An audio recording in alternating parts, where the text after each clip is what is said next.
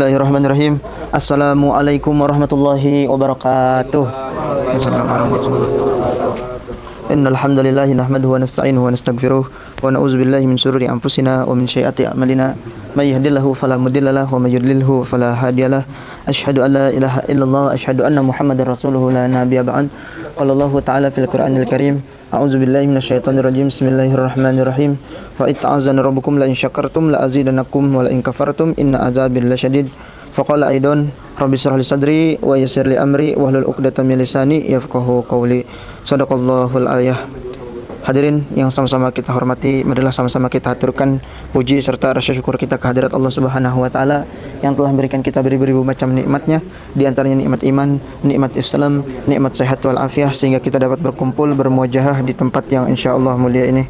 Salawat bertangkaikan salam semoga selalu tercurahkan kepada junjungan Nabi besar kita Nabi Muhammad sallallahu alaihi wasallam, kepada keluarganya, para sahabatnya juga semoga sampai kepada kita selaku umatnya. Alhamdulillah, insyaallah pada kesempatan hari ini kita akan membahas beberapa kutipan dari kitab Manhajus Syahwi, yaitu tentang nilai waktu dan bagaimana setiap saat yang kita lalui dapat ditetapkan kembali di akhirat kelak. Ya. Daripada Imam Abdullah bin Alawi Al-Haddad, beliau telah menerangkan di dalam kitab tersebut, qala As-Sayyidul Imamu Abdullah bin Alawi Al-Haddad radhiyallahu anhu, inna khazainahu ta'ala mamlu'atu min kulli syai'in ma'lu'atun birrizqi wal amali war rahmati wa innama arada subhanahu minal ibadi ay ya'mala khazainahu huwa min yanfa'uhu wa huwa ta'atun fa inna awqata al insani allati ta'mur bihi tu'radu alaihi al akhirah allati marastati fil ta'ati wa ma'luatin nuran. Nah, ini dari Syed ya, Imam Abdullah bin Alawi Al-Haddad radhiyallahu anhu, bahwasanya dia ini menjelaskan, kata beliau apa? Sesungguhnya pembendaharaan Allah Ta'ala itu penuh dengan apa? Segala sesuatu. Segala sesuatu itu apa? Penuh dengan contohnya rizki, amal dan rahmat. Namun Allah Subhanahu wa taala hanya menginginkan hambanya agar ia mengisi pembendaharaannya masing-masing. Kayak Allah Subhanahu wa taala itu udah punya apa? Udah punya rizki, udah punya amal, udah punya ketetapan masing-masing manusia. Cuma menurut Imam Haddad tadi, manusia ini dianjurkan atau disuruh untuk mengisi amalnya masing-masing, begitu, untuk mengisi pembendaharaannya masing-masing. Nah, kenapa agar supaya diisi? Agar ia mengisi pembendaharannya sendiri tadi dengan hal-hal yang bermanfaat baginya, yaitu apa? Berupa ketaatan kepada Allah Subhanahu wa taala. Sebab waktu-waktu yang dilalui manusia akan ditampakkan kembali kepadanya di akhirat kelak. Jadi jangan kita berharap, kata Allah apa? Adzanbu la yunsa. Kata Allah itu, dosanya manusia itu nggak bakalan pernah dilupain sama Allah gitu. Meskipun kita udah taubat, tapi dosa kita tuh nggak dilupain sama Allah Subhanahu wa taala, begitu. Nah, maka waktu yang akan ditampakkan kembali kepada Allah Subhanahu wa taala kepada diri kita nanti di akhirat kelak, yaitu waktu yang dihabiskan dalam ketaatan akan tampak penuh dengan cahaya nur. Itu yang pertama. Yang kedua, waktu yang dihabiskan dalam kemaksiatan akan tampak seperti apa? Api atau kegelapan. Ya. Dan waktu yang berlalu tanpa amal pun akan ditampakkan dengan apa? Dengan kekosongan. Maka tinggal kita sendiri tuh yang memilih jalur mana, waktu yang mana. Mau kira-kira kita ditampakkan, apakah kita mau ditampakkan nanti amal kita dengan cahaya atau dengan api atau kegelapan, begitu. Atau bahkan dengan kekosongan, karena di waktu itu tadi apa? Di waktu tadi tidak ada amal ibadah, tidak ada maksiat. Ya, melakukan yang mubah-mubah saja yang boleh gitu, tanpa ada hukum.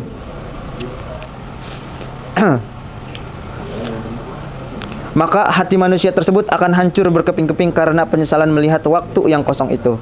Padahal waktu kosong itu nggak ada hisapnya. Maksudnya cuma diperlihatkan, tapi kosong, nggak ada amal baik, nggak ada amal buruk. Tapi manusia pada waktu itu apa? Hancur hatinya berkeping-keping. Karena melihat apa? Karena melihat waktu luang tadi yang kosong gitu. Nah, lantas manusia itu berandai-andai. Andai saja waktu itu dulu amalan waktu yang kosong tadi diisi dengan amalan yang bentuknya cahaya yang akan ditampakkan oleh Allah Subhanahu wa taala di yaumil qiyamah nanti. Itu. Lalu bagaimana pula penyesalan terhadap waktu yang berisi dengan kemaksiatan? Dikutip dari kitab Tasbitul Fuad. Pasti lebih lagi seseorang itu merasakan penyesalan.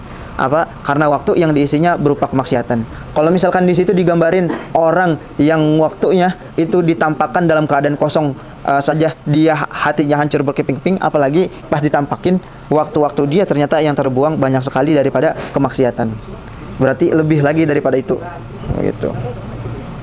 Nah, kemudian dikutip dari teks selanjutnya, yaitu wa idza tabiyatul adabu bisyarri wal ma'siyati fala yanbaghi lahu an yudribu anillahi wa anfaqal li khairi wa ta'ati bi kulliya fala yabqa bi annahu wa bina rabbih turahikuna ilal mustahiq war rajui ilaih.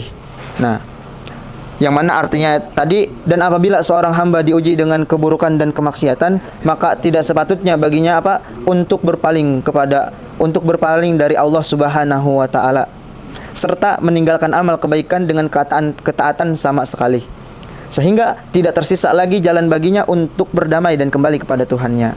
Jadi kalau kita udah udah terlanjur melakukan kemaksiatan, jangan ditinggalin semua. Maksudnya begitu. Ma la yadraku kulluh la yudraku kulluh. Gitu. Kalau misalkan kita dalam satu syariat itu, misalkan rukun Islam ada 5. Nah, itu kan ada 5 itu berarti wajib kita untuk melaksanakan. Tapi Tapi nggak boleh buat kita untuk meninggalkan seluruh rukun Islam tadi semuanya. Gitu. Harus ada Harus ada hubungan antara antara kita dengan Allah Subhanahu wa taala. Dari yang bisa, minimal yang bisa atau yang paling gampang kita lakukan gitu. Nah, ini dicontohin nih di dalam ada suatu riwayah yang dikisahkan oleh Imam Haddad ya. Hendaknya ia mengambil pelajaran dan dari kisah seorang perampok yang dahulu sering melakukan pembegalan di jalanan. Ini orang perampok, dia ngerampok, dia ngebegal, dia mencuri, pokoknya dia melakukan kriminal. Bahkan sampai menumpahkan darah mangsanya atau targetnya yang mau dicuri, dan merampas harta kaum muslimin. Bahkan yang dicuri bukan cuma harta orang-orang kafir, tapi merampas harta kaum muslimin. Suatu ketika salah seorang soleh melihatnya melakukan kemaksiatan tersebut, namun ternyata si perampok tadi sedang dalam keadaan berpuasa. Dia ngerampok tapi dia lagi puasa gitu. Nah, orang soleh tadi bertanya kepadanya, wahai perampok, wahai orang yang melakukan kemaksiatan tadi, engkau melakukan apa yang engkau lakukan daripada kejahatan, mencuri, mengganggu orang muslim, bahkan melukainya, tapi engkau tetap berpuasa. Nah, si perampok tadi ngomong apa? Dia menjawab dengan berkata, benar, aku menyiasatkan diri tadi, saya ngerampok, terus saya mencuri, saya begal dan sebagainya daripada kemaksiatan yang dia lakukan. Tapi dalam artian lain, aku menyisakan sedikit ruang untuk berdamai dengan Allah Subhanahu wa taala, dan aku tidak ingin memutus semua jalan antara aku dengan Tuhanku. Begitu kata dia. Jadi kalau misalkan kita emang udah terpuruk, jangan sampai kita berbalik arah. Maksudnya berbalik arah, gue emang udah terlanjur jadi orang yang pembangkang atau jadi orang yang nggak bisa jadi orang soleh gitulah. Ya, jangan ditinggalin semua daripada perintah Allah Subhanahu wa taala. Kayak tadi, harus ada suatu amalan ibadah yang bisa yang bisa mengaitkan kita dengan Allah, yang bisa mengaitkan kita dengan Tuhan, gitu. Siapa tahu dengan ibadah tadi yang kita jaga tadi, kita diberikan hidayah Allah Subhanahu wa taala. Berkat tadi tuh puasa, atau mungkin sedekah, atau mungkin sholat kita yang masih kurang baik sholatnya, masih belentang-belentang, masih sebagainya. Tapi jangan ditinggalin semua, begitu.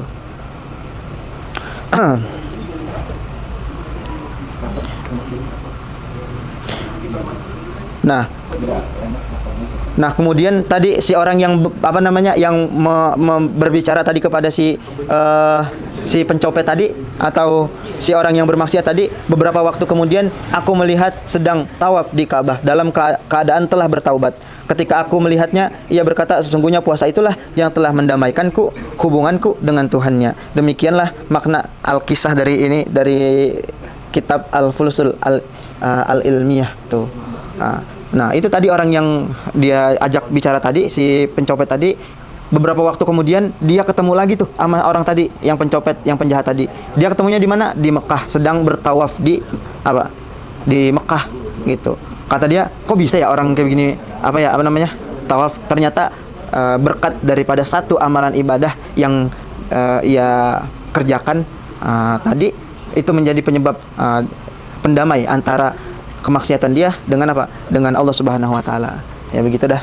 Ya mungkin itu saja, mudah-mudahan bisa menjadi ibrah buat kita, bisa menjadi pelajaran. Nah, kita tutup dengan doa kafaratul majlis. Subhanakallahumma wa bihamdika asyhadu an la ilaha illa anta astaghfiruka wa atubu ilaik. Assalamualaikum warahmatullahi wabarakatuh.